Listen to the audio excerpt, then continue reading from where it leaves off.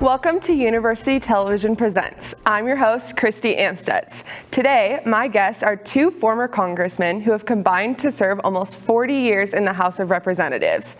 Bob Goodlatte served Virginia's 6th District for 13 terms, and during his time in the House, he served as the chair of the House Agricultural Committee and the chair of the House Judiciary Committee.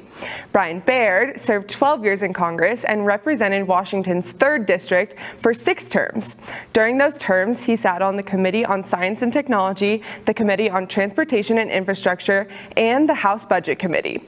Both gentlemen are here with me today representing Congress to Campus, which has provided college students with a unique civic education by engaging them in honest dialogue with bipartisan teams of former members of Congress, congressional staff, and American diplomats.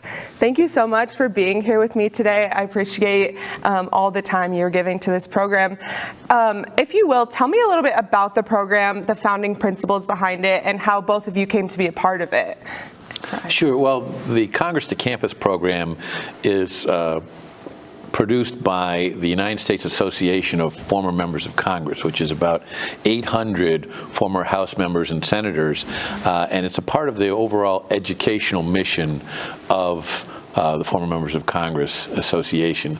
And we visit college campuses all over America. We have a bunch of different members who participate, and we always send one Republican and one Democrat, and we always have different folks that we're working with, but it's a really great opportunity for students and others at a university to learn more about how the Congress functions, but also to see and hear more about how the Congress should function and how people who don't always agree on many of the issues that face the country can not only work together and speak together, but actually get things done together. And it's true really of anything you do in life. You really need to be ready to talk to people and listen to people that you don't necessarily agree with, may not have the same background, experience, and you learn so much, but you also accomplish so much by doing that. Yeah.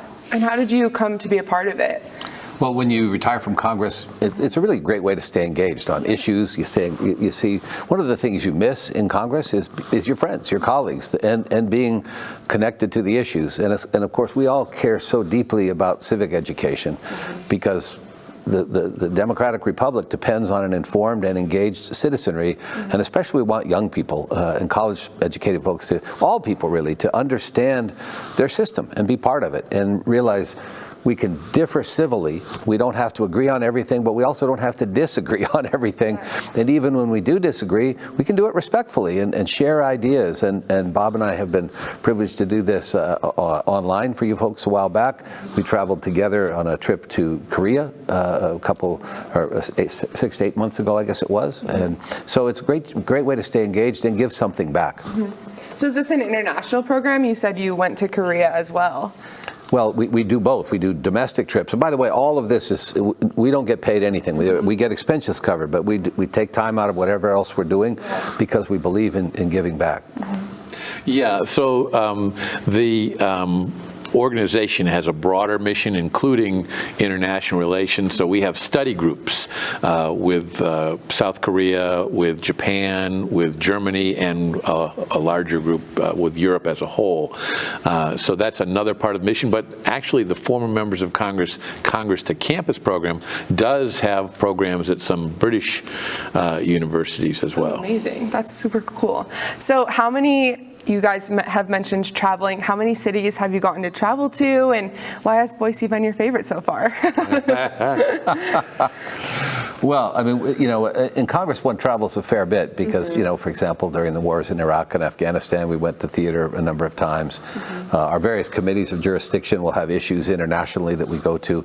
And, you know, those are really an opportunity not only to learn about what's happening internationally, but you build friendships. You know, when you're on an airplane, sleeping in an airport or whatever with your colleagues, you get to know them as human beings and as people, not just as the person on the other side that's speaking against the bill you want. And that really helps build relationships. Plus, I think it helps I'm sure Bob's had the same.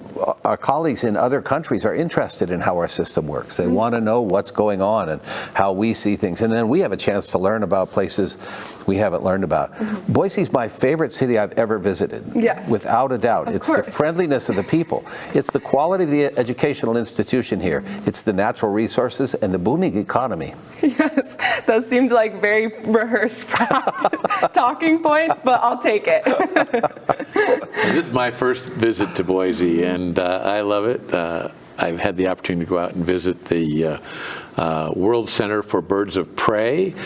Students who haven't had the chance to do that ought to really make a point of doing. California condors, peregrine falcons, all kinds of raptors, and you can really interact with them. It's quite an amazing program, but the main purpose of that program is not to entertain the people who go out there, but to help reproduce California condors, for example, peregrine falcons, species that are threatened or even endangered. California condors got down to just 22 birds, and now this organization right here in Boise has brought them back from the brink of extinction, and it's an amazing thing. California condors made in Idaho.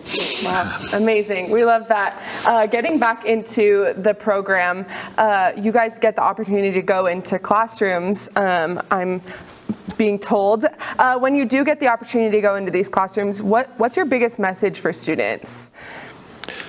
Well, for me, it's the importance of service. It's finding a way to contribute to your society. You know, the Kennedy adage of ask not what your country can do for you, ask what you can do for your country, it's still valid. Yeah. And so for me, it's encouraging people to make a difference in some way with their unique talents and interests. Politics is one way, there's 1,000 other ways.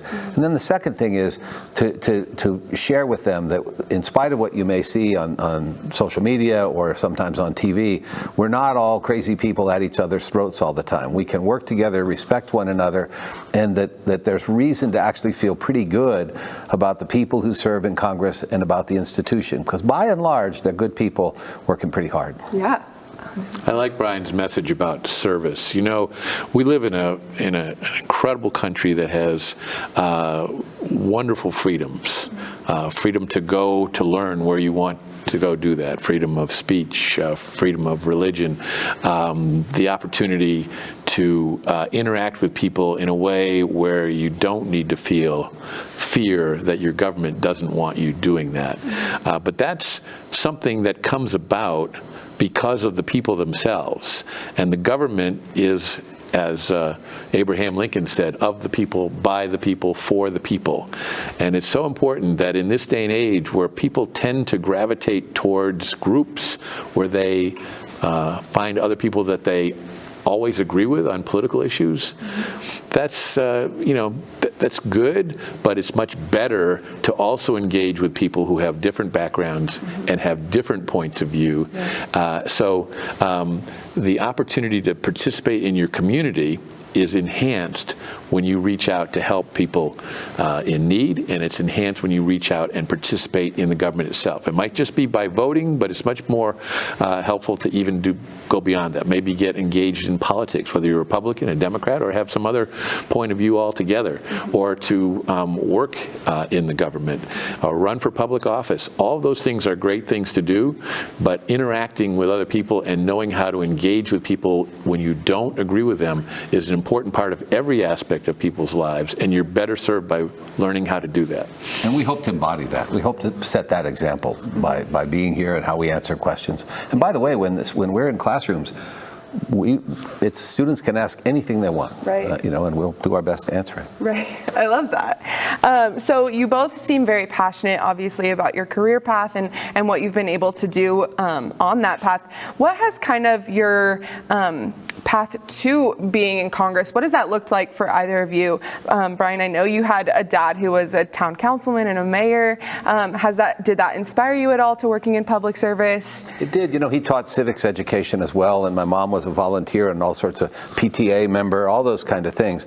And this idea that you give back to your community with whatever skills or talents you have is just part of our DNA. And so, but I didn't set out necessarily to be in Congress. I set out to do something with my skills that made a difference. So I was a university professor and a clinical neuropsychologist. I worked with patients who'd had very serious brain injuries and car wrecks and bullet wounds and strokes, and I loved that work. But I also believe on the national scale, we've got serious issues facing the country, and if you have some inclination and some talent and put yourself forward and are able to be elected, that's a great honor, and that's what our society ultimately depends on, is people being willing and able to step forward and then to do the right thing when they're in office. Yeah, amazing. You know, I have a sister who went to college in Washington, D.C. She's quite a bit older than me, so at a young age, I went to Washington a lot, and that really inspired me to take an interest in our government and an interest in politics, and I was engaged in that really all through college. I was president of the student government, but also president of the college Republicans, and then after I graduated from law school, I went to work for a congressman for a few years. But I also like the idea that members of Congress are elected to serve, and they help people solve problems, not just through the legislative process, but we would get thousands of calls in my office from people who had a problem with almost anything that you can think of, and we would try to get answers for them, contact government agencies, and make sure that their problem was being paid attention to properly by those agencies. It's not too dissimilar to what a lawyer does in representing a client and helping them solve a problem that they're facing in a legal matter. So all of that very much appealed to me as a part of the process, and I enjoyed it so much I stayed a long time. Both of you stayed a long time. When you were in Congress, and even now, what issues were important for you to work on and continue to work on throughout your life? Well, to me, one of the things that the Congress has not done as good a job as it should is in the realm of fiscal responsibility. I'm a strong believer that just like families have to live by a budget, and state governments, local governments, businesses all have to live within their means, the federal government doesn't seem to get that. In the 26 years I served in Congress, I think we balanced the budget of the federal government twice. Interestingly, it was a Democratic president and a Republican Congress that accomplished that together. But the deficit has ballooned, and I think that has long-term consequences for our society. I also was an immigration attorney. Before I was elected to Congress, I've helped people immigrate to the United States from more than 70 countries. And so doing immigration reform, which is a very controversial issue, there are really three aspects of it.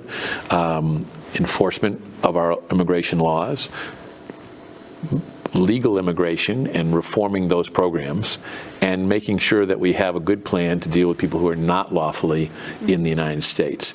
And I worked on that very hard, and that also still needs a lot of work going into the future. But I also worked on criminal justice reform, was very proud to see that signed into law. Started by President Obama and finally signed by President Trump. Not something you see a lot of, and that was very bipartisan. Also worked on a lot of issues related to something that would be important to the Baird family with Billie Eilish, and that is the fact that protecting intellectual property rights is very important, and making sure that everybody, not just the stars, but the people who are involved in writing songs and other things that don't make it to the top get paid fairly. So one of the last bills that I did when I was in Congress, actually they put my name on it. It's called the Orrin Hatch and Bob Goodlatte Music Modernization Act, and it dealt with music licensing issues. So yeah, you get to work on a lot of different things, and I enjoyed that very much. And for you, Brian? Well, I echo what Bob says. By the way, thank you for that bill. You know, one of the amazing things about Congress is literally everything is sort of your responsibility. Everything from nuclear energy to civil rights to justice reform to copyrights and patents to Social Security to Medicare. And you have a staff of about 18 in the House to cover almost every imaginable issue. So there's a lot. like Bob, one of the first things, really your first priority, is serve your constituents. How do you help people interface with their government in a way that the government's responsive and helping meet their needs according to the statute and the programs that exist? So that was always really gratifying. Well, not always. Sometimes it was frustrating, but when you were able to help someone, that was really gratifying. Among the issues I worked on, I chaired a couple of subcommittees of Science Committee. I'm a PhD clinical psychologist and a researcher myself, so I love science. And so being able to study that, and I wrote a bill on ocean acidification, which is the other side of CO2 in the air is it gets dissolved in the ocean, and that changes the pH of the ocean, and that makes basically the water more acidic, and that dissolves crustaceans, and that's the base of the food chain. So it's a big deal, and it's the other, people don't see it because it's in the water, but it's a very serious deal. So we got that bill passed, and that was gratifying. I wrote a piece of legislation called the Stock Act, which is stop trading on congressional knowledge to ban insider trading by members of Congress. It's about to have its 10th anniversary of passage, and it's now pretty current as people are saying, well, members of Congress shouldn't trade any stocks, let alone just insider trading. So I've been involved with that. Right now, I'm working on a really exciting initiative to create a National Museum and Center for Service, which would be to honor all forms of service. We've got a lot of museums and memorials to military service, and that's great. We should do that. But what about everybody else who serves? The doctors, the nurses, the teachers, the people who rescue folks in disasters, all across America. And it's part of our American spirit of serving the greater good. So that's my passion right now, is how do we honor all forms of service and promote it so that people of every age, every background can say, I can make a difference in my community and in the world. Yeah. And all that work sounds extremely incredible, and I'm sure very gratifying for you to see, you said the 10th anniversary, and obviously the work that your bills and acts are doing, even now after you guys have retired from Congress. I'm sure that's incredibly gratifying. I know you guys both had a hand in working in technology in some way. Bob, with your work on the No Electronic Threat Act and the Internet Gambling Protection Act, and you worked on the Science and Technology Committee. Did you ever find your work to overlap each other, and what was that like coming from different parties, potentially? Well, I did work with a lot of Democrats on a lot of issues, and I know that I supported some of the things that Brian worked on, and I'm sure he supported some of the things I did. But since we were on different committees, we didn't have as much direct interaction on some of the bills that were specifically important to us. Most of the work I did were bills that came out of the Judiciary Committee or the Agriculture Committee that I had the opportunity to chair earlier. But I will say this, in all the years I served in Congress, dozens, scores of bills that I introduced were passed into law and signed, sometimes by a Republican president, sometimes by a Democratic president, but not one of them without bipartisan support. Same here. So we worked on early cybersecurity when that wasn't people a thing yet. It wasn't a thing. We talked. In fact, we had a hearing where we talked about the next Pearl Harbor will be a cybersecurity attack. We had a whole hearing on that, and we of course I was also on the committee that oversaw NIST. It's a great committee, Science Committee. It's not one where there's lots of big publicity, but studying the fundamental research capacities of our country is really exciting and important. And we are having this conversation right now because of science, because science developed the COVID vaccine, developed the test for COVID, and that saved millions of lives. And that's pretty gratifying to be part of that process. And you mentioned, some of the bills you enacted and were signed into by Republican presidents, Democratic presidents. How does that civil disagreement piece that we were talking about earlier play into that and getting your bill signed by different parties of people? Well, first of all, because of the rules, particularly the rules in the Senate, which makes it difficult to get a bill passed without a supermajority, I would always start when I had an idea that I got. Maybe a constituent would bring it to my attention, or maybe it was an issue that I just was aware of. But either way, I'd get a bill drafted by the the attorneys in the Congress who are legislative drafters, the first thing I would do would be to take it to some Democrats and say, hey, here's my bill. Would you be interested in supporting me on this? Or they might say, yeah, I would if you'd make this change. And we would come to an agreement. And then whenever possible, I would make sure I had some Democratic support at the very beginning. And then we would work to build support. 435 members, that's a major undertaking to get 218 of them, or hopefully a lot more, to agree to vote on a bill. And then you'd reach out over to the Senate and look for help over there, and preferably again in both parties to get the bill all the way through the process. And then you have to have something that the President of the United States is willing to sign into law. The Judiciary Committee, very contentious committee, deals with a lot of hot-button issues, but it also was a very productive committee, and we got a lot of bills signed into law, notwithstanding the fact that the majority in the committee was of a different party than Barack Obama when he was president, for example. A large part of that is a testimony to the chair. I mean, Bob is a person that you can work with. He walks that talk. And, you know, we're here under the aegis of the Frank Church Institute. And, of course, Senator Frank Church was one of the great figures of not just Idaho politics, but American politics. And he was the kind of person who could work with both sides of the aisle, who was respected broadly. And Frank Church Institute is really championing that. And one of the things they shared with us last night at a dinner was they've done some research on the attitudes of voters in the West, especially, so the Rocky Mountain West largely. And they asked, one of the questions they asked was really interesting, and it's apropos of what's Bob's point about working across the aisle. They asked voters, would you rather vote for someone who stands their ground no matter what the issue, or someone who finds common ground on other issues? 70% said they want common ground.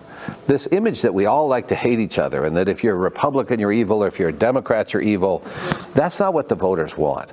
And when I did the same thing, Bob, when I was in Congress, we reached across the aisle and said, I've got an issue that you might share. And sometimes improbable partners, people who you might disagree with on many things, but you'd say, we share this in common.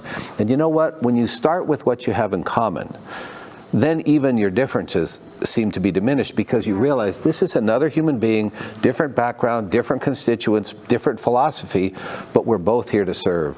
And that's part of why we do this Congress to Campus, because that's really how it ought to be. And not just in Congress, in life. Yeah, in life. Absolutely. Think about when you have a job and you're trying to solve a problem at work, or even your family, your neighborhood, your community.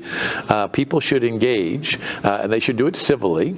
I don't approve of some of these cases where groups go to an auditorium where two people have come together and try to shout them down to keep them from speaking. And I don't care what the point of view of the speaker is, or the students. What they should do is invite someone to come and speak that they agree with, but don't deny someone else their right to free speech, thinking that your shouting is your own free speech. I don't think it is. I think that's the university can write the rules of the road and say, if you want to attend a function, right, but you have to allow the function to perform what it was intended to do, and then you go out and create your own if you want to get a different message across. And one of the things we've done with the former members is we've created a thing called the Civility Not Violence Pledge, and we've got more than 100 former members have signed on, basically saying that it's our job to conduct ourselves civilly and respectfully, and we have to not support or condone violence. We've had some instances recently where members of Congress have been either actively threatening other members or making jokes about killing, I mean literally joking about killing a colleague. That's not a funny joke. And so we've got this Civility Not Violence Pledge, and that needs to, as Bob says, that needs to be to our whole society. We cannot, a house divided cannot stand. And this whole business that we're seeing of dividing states into hard red, hard blue, dividing the Congress that way, excusing assaults on members, excusing assaults on the Capitol. You can't have that. So we're trying to say, let's restore civility, respect, decency, and find that common ground. Yeah. Exactly. And on this topic of like bipartisanship and civil disagreement, what do you think has led to this issue that I think we're facing a lot right now of polarization in Congress? it's a lot easier to say bad things about people than to actually solve a problem. And you can unite people around negative stuff. It's harder to unite people around subtle and complex solutions that require sacrifice. And then you fuel that with social media, talk radio, the polarization of our media, and people get frustrated, and then they exist in an echo chamber where they only listen to the people they agree with, and then they assume everybody except a fringe disagrees. And that whole combination is dangerous. That's a good point. It's a lot easier to say negative things about somebody you don't know. And you're doing it in the impersonal way that social media creates than it is to sit down with them and have a civil discussion and say, well, I really don't like this, and allow them to say, well, here's why I do it that way, and I'm sorry, maybe I could change it and do it a little bit differently. People need to have those discussions. They need to engage with each other, including with people that they don't agree with, because when they do that, they're more likely to learn something when if they just go into the echo chambers on the internet and only listen to what they already thought they knew in the first place. You know, I had 350 town halls when I was in office, a lot. Sadly, that is no longer safe. People, there were websites a while back dedicated to how to disrupt the town hall. And it said things like, station your people around the room. If the person tries to speak, interrupt them, shout them down, call them a liar. Literally said, do not let them have an intelligent conversation. But what I found so important, though, is if you could have a real town hall, and you had sincere, genuine people from both sides, they would sometimes say, well, Congressman, I've got concern about this. And you could say, help me understand your concern. And you could listen, and you could say, this part I understand. You need to know maybe that the bill you're describing doesn't actually do what you have been said to do. Bob and I have both dealt with this. There's a thing that circulates on the internet that says, don't you wish you had the things that Congress has? Congress gets to retire on full salary after the first day of work. They get free health care. They get subsidized housing. Their kids get to go to any university free of charge. None of it. None of that is true. Not true? Oh, no. Oh, no. And not a word of it is true. And we have people yelling at us, super angry, and you say, I understand that does sound awful. Not a word of it is true. And I've never had a person say, really? Then I need to go back on the internet and tell all my friends that I circulated a falsehood and I'm embarrassed by it. Right. You need to be able to have some facts and discuss that and be curious about that and open to it. You said earlier a large part of your job in Congress is listening to your constituents. How did those town halls help you do that in a better manner? That's a great question. Well, first of all, that's our job, is to represent people. One of the heartbreaks of what's happened to town halls is people are now afraid to do them. Now, obviously COVID made it almost impossible, but in-person town halls where you've got to look somebody in the eye who's, for example, I had to talk to parents whose kids were going to be shipped to Iraq to fight the war, and they were scared they would die. Had to talk to people whose jobs might change if a certain trade policy was enacted. People who had loved ones battling cancer. Well, suddenly it's not an abstract issue. It's a real live human being whose life, whose family, whose job is at stake. It keeps you honest. And there are also times, I'm sure Bob had this, where there's an issue you knew nothing about. A person raised it at a town hall or in a meeting in your office, and you said, I didn't know that, we've got to do something about it. And it led to several bills I wrote came just from somebody at a town hall or at a meeting raising an issue, and it was like, we ought to fix that. Absolutely. And if you're allowed to do the town hall in the way that Brian describes, you're also accomplishing something for the people who participate, because they're going to have the experience of sitting right next to or close by somebody they don't agree with and get to hear a discussion where both sides get to present their point of view and why they have that point of view. And so I never had a town hall meeting, and I had hundreds myself, where I didn't come away learning something. Now with COVID, they've moved a lot of that to what are called telephone town hall meetings. Even when I did those, which was less personal because you're not in the same room, I never had somebody screen the questions, for example. I took whatever, if you hit the button and you wanted to, if you came up, because there were thousands of people on the call, you got to say whatever you want, including that you didn't like me and didn't like what I was doing. That's all part of the process, but it's a matter of building trust, and not just between the elected official and their constituents, but the constituents among themselves, that they can trust the system of government that they are the foundation of. It's voter participation that is the foundation of our democracy. They can participate in that, be heard, and learn something in the process and move towards accomplishing something. It's hard to do, but people, not just the elected officials, not just their representatives in a representative democracy, people have to commit themselves to that. Bob, I don't know if you ever had this. I had a couple of international guests, parliamentarians from other countries, and they would follow me around for a couple of days. And back when we could have productive town halls, they were amazed at it. They said, we just don't do that. One of the gentlemen was from a country in Asia, and he said, if a member of Congress visits, it's all that we sort of exalt them, and we don't sit down and have a dialogue or a discussion with them. The same with an MP from England. He said, we just don't do town halls. Maybe once a year we meet, but this idea that every weekend we go back to our district and we meet with the fire chiefs and we meet with the hospital administrators, and then we have open, anybody who wants to can come raise any issue they want. And it's a little bit of a high wire act, because you never know what's going to happen, but the public has the right to do that, but they should do it civilly. And that's the thing about our democracy that's different. A lot of parliamentary systems are kind of top-down driven.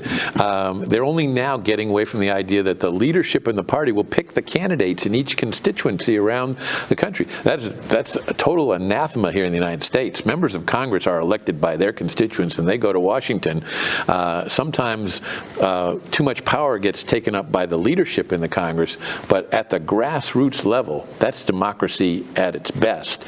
And that's where people have the greatest interaction, the greatest opportunity to influence the process. People should engage, people should participate, but they should do it civilly and respect those free expression rights that we all have. Yeah, and such a huge part of American democracy is being able to hold our representatives accountable. How do you feel like you've both mentioned social media and echo chambers, and that's obviously such a big part of our generation. How is that affecting, our interactions with our representatives, as well as bipartisanship and polarization?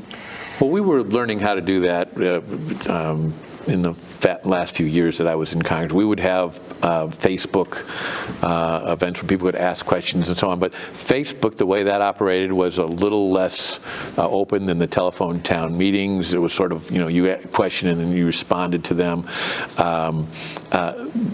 Technology has a role to play here, but people interacting with other people. You don't have to do it with your member of Congress. You could work in your community to have something that's an important issue for the community, where you brought together people from different neighborhoods and from different perspectives and different backgrounds with different ideas, and have a civil discussion about it.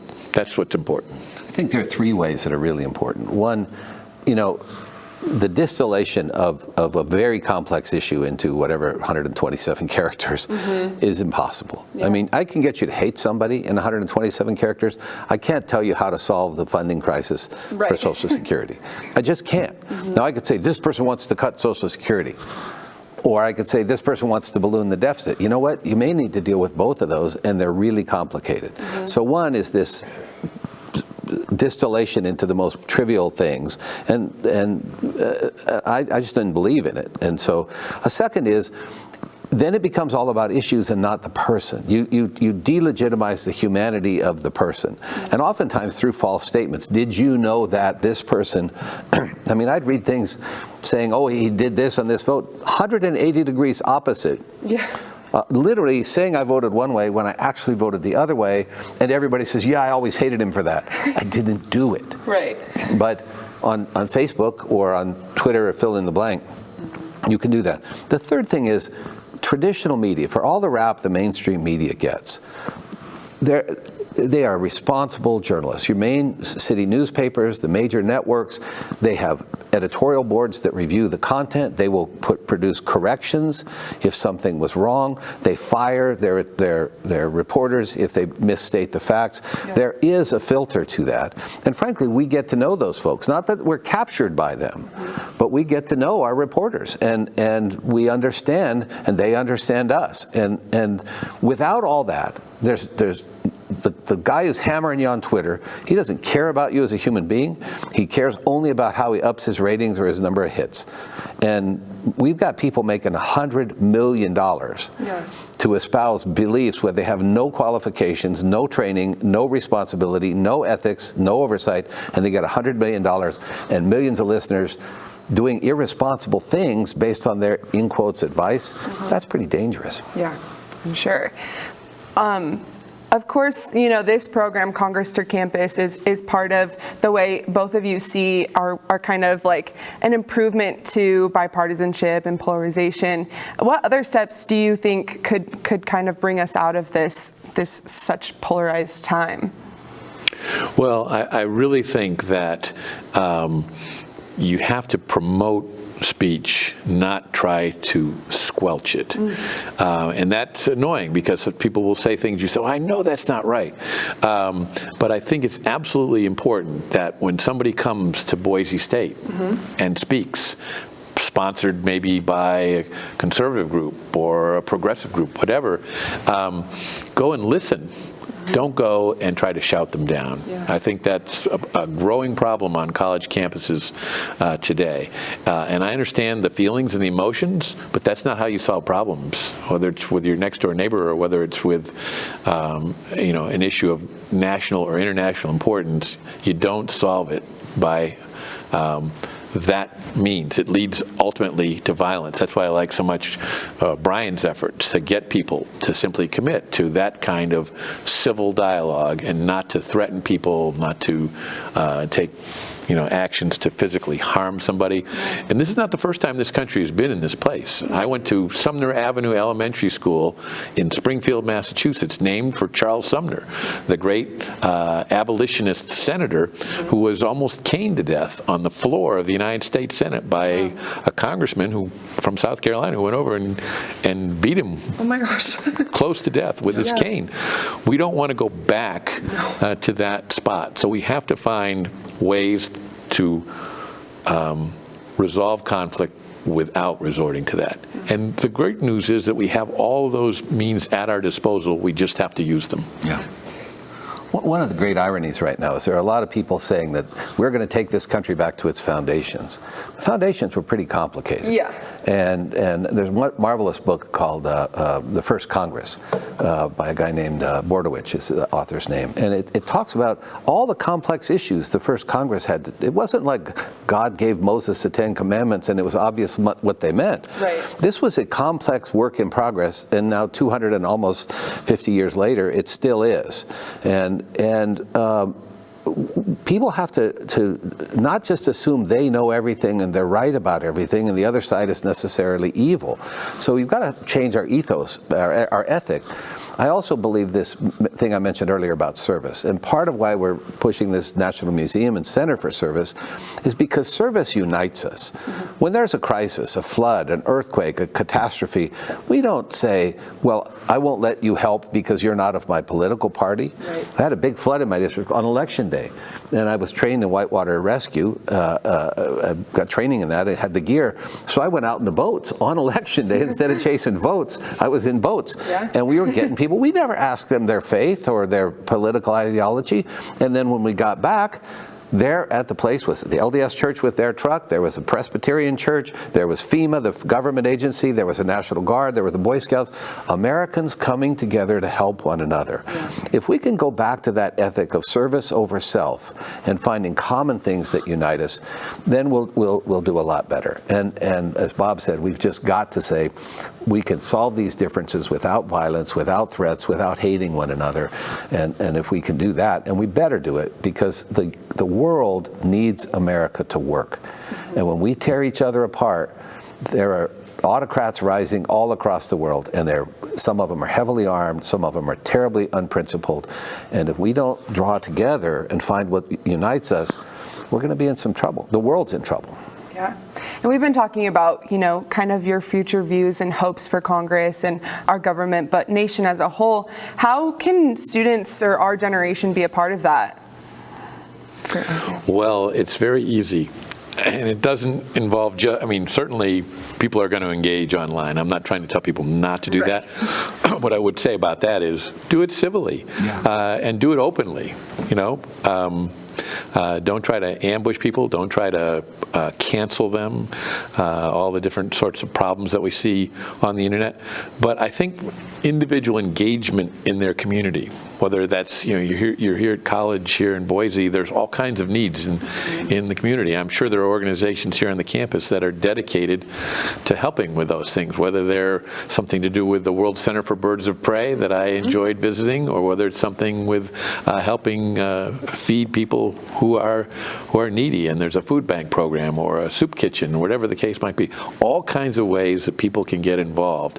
That's where you learn about what's going on in the world and what's good, but also what needs to be changed. And then you start figuring out how to go about doing those things. You may get involved with the college Republicans or the college Democrats, but that to me is a part of the college experience, is engaging with your fellow students in person, one-on-one, and in groups, and engaging with the community where you're located. Totally agree with that. And if you do get involved with the college Democrats or the college Republicans, the other people are not your enemies. They're your fellow citizens, they're your fellow students. You may disagree, but your goal is to try to I think you should try to find some common ground there. Yeah. So as Bob said, there are lots of ways to serve, and we hope people will find a way to do that. I really appreciate the question, because I think the current generation is facing a really difficult time. Mm-hmm. There's climate change, which is real, and it's really damaging, and it's accelerating. Mm-hmm. There's a rise of racism and anti-Semitism and problems like that. Mm-hmm. There are global superpowers who are menacing. Bob and I grew up during the age when we were afraid of nuclear war with Russia. Mm-hmm. We thought your generation wasn't ever going to have to deal with that. It's like we tucked the nukes away. Here we are. And so I think your whole generation is looking at a lot of their school shootings. There's all these things. And I have kids. My kids are 17, and my nephew and niece are in their early 20s. I think there's a real despair. We message after message after message after message all day long about horrible things happening, and not much you feel you can do about it. Yeah. I personally, how do I stop climate change? You can make a difference. Mm-hmm. How do I stop school violence? You can make a difference. So the idea is becoming involved in service and doing something is how things change. Mm-hmm. Things get better because people do things. We have more civil rights. Some of the racism of the past has been reduced substantially. There's still a lot, but it was because of people like our friend and colleague John Lewis and others stepping forward. So find ways to make a difference, and you'll feel better about yourself, feel better about the world, and you will make changes. And we've kind of talked about this, students who may be more obliged to do these things, maybe poli-sci majors, pre-law majors, history majors. What about for people or students who maybe aren't a part of those majors and are less likely to get involved with political groups on campus or other things? What would be your, selling point to them to kind of tell them that our democracy, government, all of this stuff matters and is important? Well, government's important, and when they leave here, they're going to go into a community. They're going to have a job. They're going to pay taxes. All of those things are going to be of interest and concern to them, and of course they should vote. And a lot of people don't vote. Mm-hmm. So first, start by voting, for heaven's sakes. No matter who you vote for, vote. But beyond that, it's critically important that you do more than that. You help in your community, the service opportunities that Brian outlined, or you might become involved in the local political party. You might decide to run for office. You might decide to work in government, or work for a member of Congress, or work for a member of the state legislature. There are so many different ways that people can do that. And if you are a scientist, a doctor, somebody who's interested in working in social work, if you want to be a teacher, there's a role for helping build your community no matter what your interest is in life. And you shouldn't leave to the political side. It's like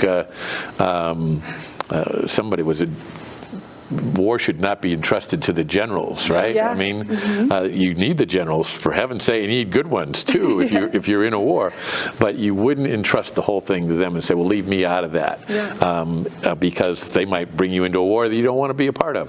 So you need to engage in your community no matter what your interests are in life, because that engagement helps to protect the opportunities for all of us by having a good system of government that's fair, that's open, that resolves problems peacefully, and that you can feel like when you participate in however large or small a way you do, you can make a difference. Yep. And it's happening every day, every second, all around the world. You know, if you're in 4-H, you're in Future Farmers of America, you're a scientist, you're everything you do, a musician. There are things that you can do either with your skill and your academic training and your profession, or in your spare time, in your you know, as just a volunteer, and that will make you feel better. And it will really, really make a difference. And that is, if I had to say what's the greatest thing about America, one of the greatest things for sure is our ethic of service. And other countries oftentimes say, what is philanthropy? Why would you give money to another? Why would you give your money to another organization to help someone out? They say, you mean you get together, and de Tocqueville talked about this back in 1823. The American people get together. They set aside their differences and they find common ground for common benefit. Lots of other countries don't do that. So, as Bob said, there are so many ways to get involved and engaged, and that's the key ultimately, I think, to making a better society and to your personal happiness. You'll feel better. There's lots of research about how when people do things that are kind, they feel better at the end of it, and they help someone and they help themselves. It's a pretty good, beautiful thing. And don't look to government to do it all for you. I mean, there's lots of problems that get solved every day by people who didn't go to the government and say, I don't like this, you solve it for me. People need to engage. Well, what an amazing message for students in this generation. I want to thank you guys both for being here today. Unfortunately, we are out of time. But I hope you enjoy the rest of your time in Boise. And again, thank you so much for being here today. That was University Television Presents. I'm Christy Amstutz. See you next time.